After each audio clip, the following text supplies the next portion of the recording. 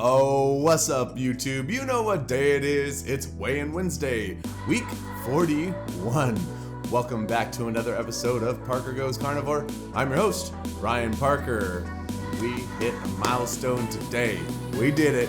Can't wait to share with you. We got a lot to cover. Let's just jump right on into it.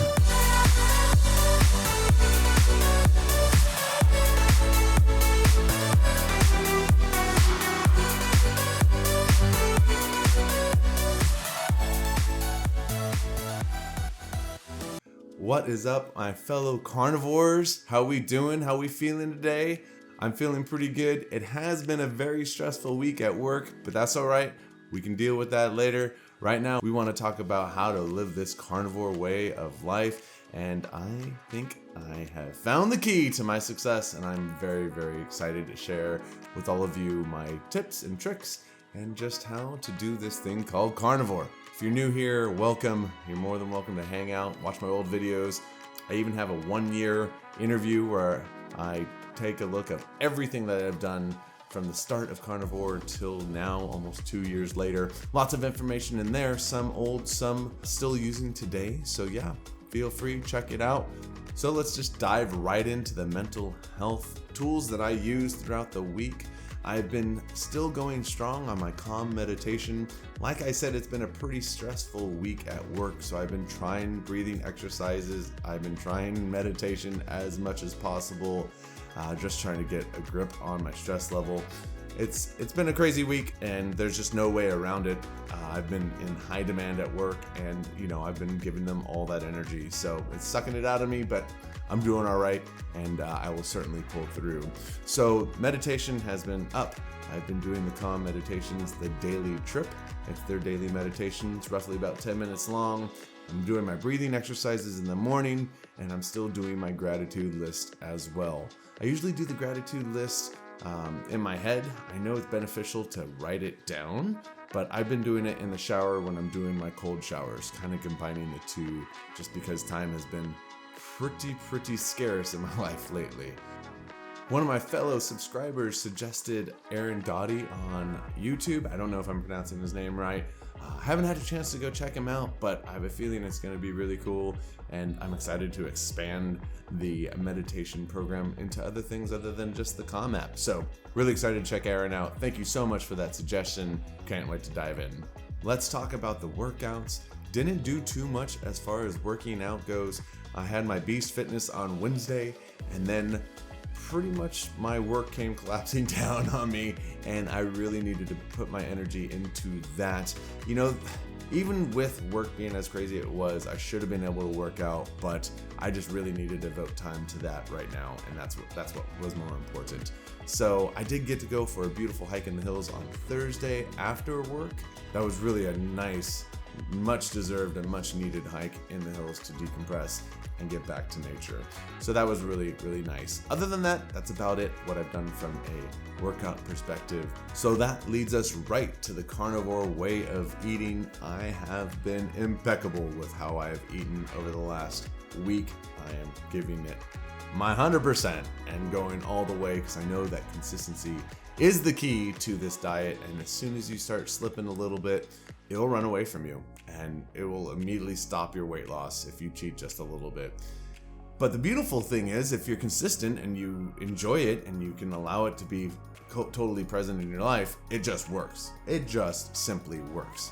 I mean, when I first started this journey, I couldn't even work out, and I lost 40 pounds in the first 2.5 months.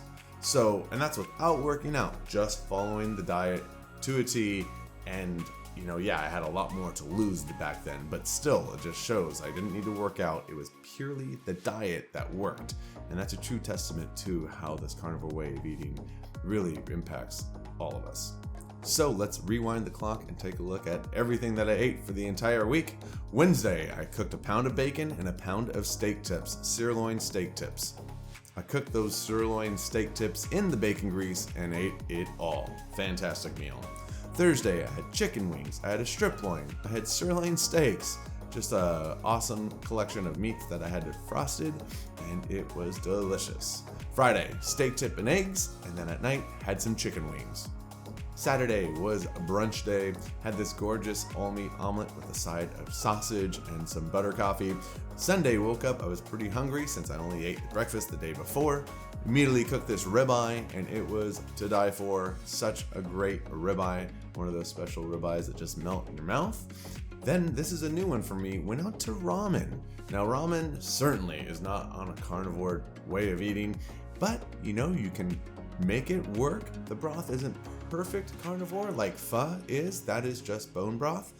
But what I did was I requested no vegetables, double meat, no noodles, and an extra egg. It's like a soft-boiled egg that they have in the soup. So that was a cool treat, definitely a little different and not used to eating ramen that way, but it really worked. Loved just having the eggs and the meat and a broth. It was very delicious. Monday had ground beef and eggs, just a pound of ground beef and 4 eggs floated on top, poached on top. Can't go wrong with that meal. And then Tuesday was steak day.